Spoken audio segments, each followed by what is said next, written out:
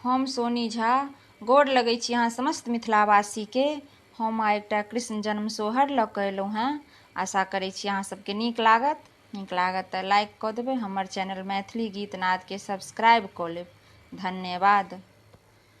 उतरी सावन चढ़ल भादव चहु दिस कारी रे। उतरी सावन चढ़ल भादव चहु दिस कारी रे।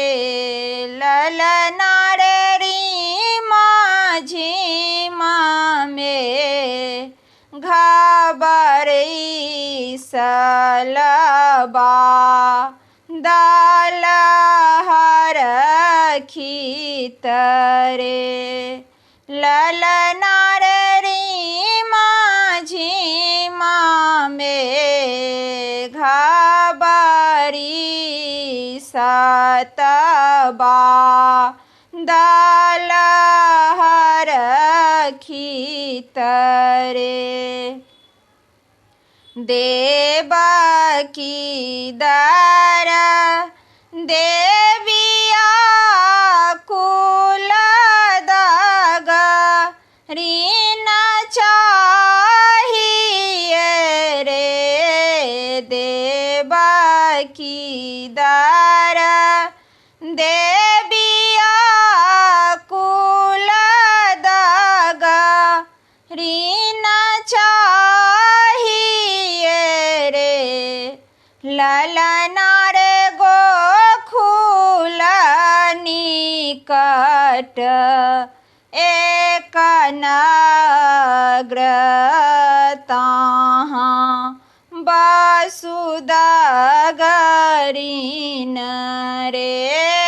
ललना रे गोकुल निकट एक नग्र की ताहाँ वसुदगरीन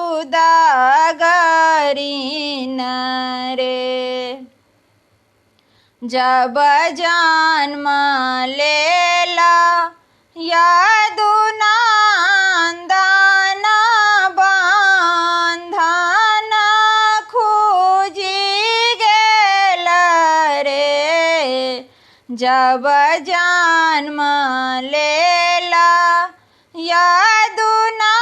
यदुनंदन बंधन खूजी गेल रे। ललना रे खूजी गेल वज्र के बार पहरू सब सुतल रे। ललना रे खूजी गेल वज्र के बार पहरू सब सुतल रे।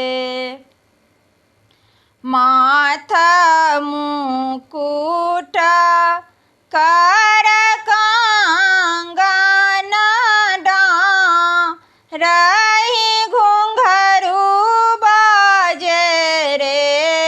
माथ मुकुट कर कंगन डाँरही घुंघरू बाजे रे। ललना रे सह देखी देवकी कानल देहरी मुरझाई खसुरे। ललना रे सह देखी देवकी कानल देहरी मुरझाई खसुरे। जुनी कानु आहाँ देवकी जुनी पछताऊ रे जुनी कानु आहाँ देवकी जुनी पछताऊ रे ललना रे इहो बालक दुख मोचन ललिता विलोचन रे ललना रे इहो बालक दुख मोचन ललिता विलोचन रे सखी सब सोहर गाओल गावी सुनाओल रे सखी सब सोहर गाओल गावी सुनाओल रे ललना रे देवकी के भेला निबेकुंठ की पुत्र फल पाओल रे ललना रे देवकी के भेला निबेकुंठ की पुत्र फल